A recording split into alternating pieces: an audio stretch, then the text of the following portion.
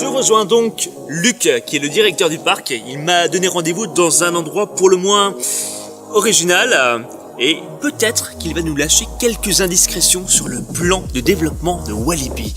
Bonjour Luc. Bonjour Maxime. Comment allez-vous? Salut, Bien, toi c'est Mathis. Oui. Là enchanté. Alors pourquoi m'avoir donné rendez-vous à cet endroit très précisément? Bah écoute Maxime, vois-tu ici, tu es sur le Timber. Donc cette attraction est arrivée chez nous, a été construite en 2016. C'est vraiment l'aube de cette 8 longues années de projet ici à Walibi-Rhône-Alpes. Alors j'imagine que ça a un coût. Quel est le budget pour développer toute cette infrastructure? Ouais, effectivement, oui, c'est un coût. Donc on a un plan d'investissement de 30 à 35 millions d'euros Quand même. sur les 8 prochaines années. Durant ces 8 ans, il y aura 10 nouvelles attractions, 4 nouveaux restaurants, la modernisation de nos infrastructures sur le parc. Oui, ça coûte cher, c'est l'attraction préférée de nos visiteurs. D'accord, vous avez des études, vous faites des plans de satisfaction, j'imagine? On fait des plans de satisfaction. Pour te donner une idée, sur une échelle de 1 à 10, cette attraction, elle est cotée 9,3. Excellent. Donc je pense que cette attraction va, comme on dit dans le jargon, être en compétition avec notre nouvelle attraction pendant 40 ans, le Mystique. Donc nous sommes curieux de voir... Un petit peu la popularité des uns et C'est des ça. autres. Aujourd'hui, qui construit tout ça? Qui sont vos prestataires en quelque sorte? Alors, il faut savoir que nos attractions, elles viennent de différents pays dans le monde. Ici, sur le Timber, cette attraction vient des États-Unis. En plus, celle-ci, elle est venue en morceaux ou en pièces. Et tout a été construit par une société française, que ce soit des fondations jusqu'à la construction et jusqu'à l'élaboration de l'attraction. Le Mystique, elle nous vient d'Allemagne et c'est toujours une société française qui nous construit l'attraction. Le but, c'est que nous passons tout le temps par des entreprises françaises, voire ici locales, parce que pour nous, ce sont nos premiers ambassadeurs du parc Walibi. Concernant les thématiques, comment vous les avez établies aujourd'hui à Walibi? Alors, concernant les thématiques, le parc aura trois zones. Donc, à l'issue du plan qui se terminera aux alentours de 2023. Première zone, on a actuellement, c'est Explorer. Explorer, c'est un peu le Far West, c'est ça? Si Plus tu ou moins. veux, c'est le Far West, mais il y a différents thèmes. On a un thème bûcheron, nous sommes actuellement avec le Timber. De l'autre côté de l'étang, c'est la zone, chercheur d'or. Donc ça, c'est notre première thématique. Deuxième thématique, c'est ce que tu as vu en rentrant sur le parc, la zone Festival City. Festival City, en fait, c'est un peu le thème sur la Nouvelle-Orléans, mais aussi la Nouvelle-Angleterre qui se mélangent. On a profité des qualités du parc et de la nature du parc, les arbres très verdoyants, etc. Où là, on aura festival, la fête, mais aussi la zone vaudou, le côté mystique. Donc à la fois une ambiance conviviale, suivie d'une ambiance un peu plus spirituelle, entre guillemets. Tout à fait. Et pour terminer le plan, donc 2022-2023, donc là on va attaquer la dernière zone, ce que nous appelons Exotic Island. Et justement, cette zone, qu'est-ce qu'elle va comporter? Exotic Island va comporter plutôt, on est sur un univers des îles, beaucoup de couleurs aussi, donc beaucoup de verdure. On va inclure notre parc aquatique actuel, donc vraiment du dépaysement. Et justement, d'où vous viennent toutes ces idées? T'as vu l'artiste? Ah oui. Ouais. Et quel artiste? Je te rassure, c'est pas moi. Donc là, en fait, ces idées, c'est Fabien Manuel, donc qui travaille avec nous, qui, je dirais, retraduit nos désirs, les choix des visiteurs. Il met tout ça en dessin, sur papier, etc. Et puis voilà, donc c'est un brainstorming en fait. Salut Fabien. Bonjour Maxime. Comment vas-tu? Bien et toi? Très bien. Alors il paraît que tu as un rôle stratégique dans le parc. Quel est-il? Je suis concept designer et mon rôle c'est de créer des histoires autour des nouvelles attractions de Walibi-Rhône-Alpes. Dès l'instant où le visiteur rentre dans le parc, il doit se sentir ailleurs. D'accord, alors j'imagine que c'est un gros travail de collaboration entre le parc et toi qui leur soumets. Comment ça se passe? Généralement, avec Walibi-Rhône-Alpes, on travaille en toute confiance. C'est-à-dire que ça fait déjà quelques années qu'on collabore avec le parc, donc on sait ce qu'on a déjà dessiné en amont à peu près ce que tout le parc devait devenir jusqu'à 2025, on va dire. Au moins. Donc ces zones sont déjà prédéfinies bien en avance, donc du coup c'est juste ensuite savoir comment on les développe avec les nouvelles attractions que tu as autour de toi et comment on vient créer un univers tout autour de ces attractions. Quelles sont tes sources d'inspiration? J'imagine que tu as des références.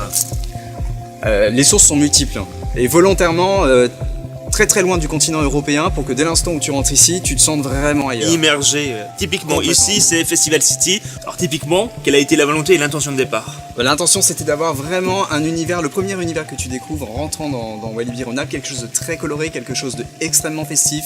On sent bien. On sent la fête. Et là par exemple, cette première phase qui a été faite en 2018, on est vraiment sur le port de Festival City, où tu vas avoir ce petit bateau pour les enfants que tu vois là-bas avec le phare, qui vient amener tout ce qui est accessoires pour la fête, les ballons, les feux d'artifice. Et ensuite, dans l'année numéro 2, enfin l'année ensuite, on va avoir le village qui va vraiment se développer autour de cette thématique de Festival City. On le sait, il y a un chantier qui est en cours avec l'ouverture prochaine d'une nouvelle attraction. Là, on change totalement d'atmosphère, on est d'accord? On met le curseur à un autre niveau, on reste toujours dans Festival City, mais là on est sur quelque chose d'un peu plus dark, d'un peu plus extrême entre guillemets. Et s'ouvrir vers un autre public, j'imagine. On s'ouvre grâce à ce nouveau coaster et bien évidemment avec la thématique qui vient suivre justement l'évolution par rapport à la clientèle. On est vraiment sur une thématique beaucoup plus ado et quelque chose qui va se passer dans les bas-fonds de Festival City. Donc, j'ai vu des concept art hyper intrigants. Est-ce que ça te dit de m'en révéler quelques-uns? bien sûr. C'est par là? Oui. Let's go. Bon Fabien, nous sommes dans le centre névralgique du parc Walibi et là, on voit toutes les esquisses que tu as dessinées, que tu as créées sur mesure, c'est ça? Exactement. Donc en fait, on est là, par exemple, c'est le travail préparatoire qui a été fait pour chaque élément de décor, où tu as les mesures de chaque élément de décor, à quoi il va ressembler, quelle couleur on va avoir, où est-ce qu'ils sont positionnés. Après validation, si tu veux, de la storyline générale, on passe en partie ce qu'on appelle le développement design. D'accord. Alors le développement design, typiquement de Mystique, on est sur une base plutôt violette, c'est ça? Alors ça, c'est vraiment l'identité même de l'attraction, c'est-à-dire qu'aujourd'hui, tout ce qui va être merchandising, tout ce qui va être communication, on utilise un peu ces couleurs-là et ce logo pour donner une vraie identité à notre nouvelle attraction. Alors Mystique, là je vois plein d'éléments, je vois des éléments liés alors évidemment au décor, mais par exemple des entrées, je vois des masques, c'est quoi tout ça? Alors ça, ce sont vraiment tous les éléments de décor dessinés un par un, qui permettront à notre entreprise de décoration de vraiment reproduire fidèlement ce qui a été imaginé, pour éviter qu'il y ait des soucis d'interprétation, parce que chaque élément de décor fait partie vraiment de la storyline. Un élément répond à un autre. On veut que chaque visiteur qui rentre dans cette cabane semi-abandonnée du Docteur Mystique se dise « Ah, cet élément-là, il a un rapport avec le d'ailleurs » et chacun se fait sa propre histoire avec les éléments qu'il voit. Fabien, tu parles d'entreprise de fabrication. C'est fabriqué où?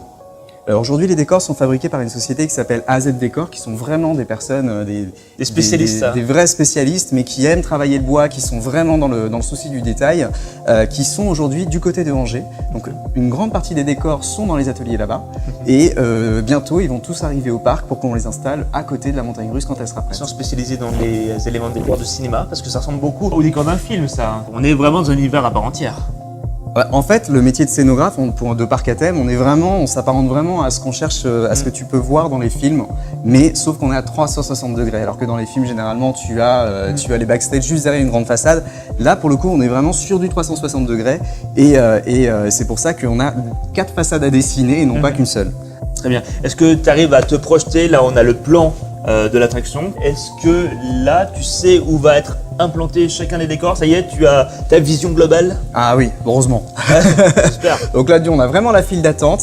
Et ce qu'on voulait, c'était marquer le coup avec un très très beau point, qu'on espère un très beau point photo, avec le petit marais et la maison qui sert de quai d'embarquement. Parce que si tu te positionnes bien ici, tu as une très belle vue sur le premier lift. Très très bien. Écoute, tout ça m'a l'air super passionnant.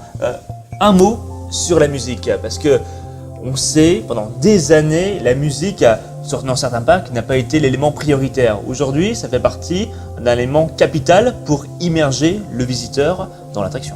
Alors exactement, donc c'est vraiment du budget qu'on provisionne en amont parce que c'est des choses qui peuvent être oubliées, mais il n'y a pas que ça, il y a aussi l'éclairage scénographique qui permet de vraiment rentrer dans tout ce qui est lumière comme au cinéma, et au niveau de la musique, on travaille avec une société qui s'appelle Imascore, qui sont des grands spécialistes de bande son pour des parcs à thème. Ils sont allemands? Ils sont allemands. Guten Tag, wer bist du? Je comprends pas l'allemand. Ah d'accord, quelque chose. Comment ça se passe? Tu les rencontres une fois, 2 fois, 3 fois, plusieurs fois par mois? Bah, en fait, on les connaît, enfin pour moi c'est des partenaires depuis quelques années, donc je les rencontre sur des salons, donc on se connaît bien, on a une forme d'affinité heureusement. Bien sûr. Et donc du coup je connais leurs compétences, je sais qu'ils seront bons là-dessus. Souvent c'est une première fois que je les rencontre, je leur montre le projet, ils sont intéressés ou pas, parce qu'ils peuvent être ils peuvent refuser. Mais ils peuvent ne pas être sensibilisés par le sujet ou ne pas aimer, ou alors ne pas avoir cette fibre pour Mystique. Donc, et ensuite ils sont assez libres dans leurs propositions, parce que c'est un travail collaboratif pour le coup. J'imagine. Il faut le créer 1 heure, c'est loin d'être facile, j'imagine. Exactement. Là, je vois un tableau avec plusieurs esquisses. Tu peux me les montrer? Bien sûr. Allez, c'est parti. Qu'est-ce que c'est? C'est tout ce qui va être lancé cette année, on est d'accord? Bah là en fait c'est un récapitulatif de tous les projets scénographiques dans la zone. Donc tu vas avoir le restaurant, la petite attraction pour les enfants qui va accompagner le restaurant pour que les parents puissent tranquillement siroter un breuvage d'amour. C'est beau, c'est presque poétique. Et tu auras une très jolie zone de repos, donc qui est une petite zone cimetière avec une surprise. Repos au sens propre comme au figuré. Exactement, cimetière, c'est une aire de repos. Ah, très bien. Voilà. La gare du Quaster.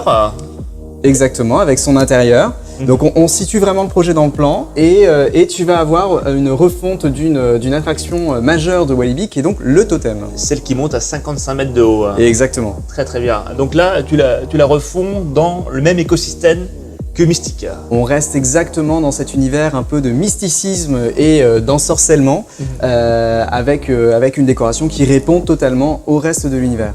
C'est passionnant. Vidéo très enrichissante, j'espère que vous avez aimé. Pour le prochain épisode, vous saurez tout sur les secrets de la nouvelle attraction Mystique. Rendez-vous au prochain numéro.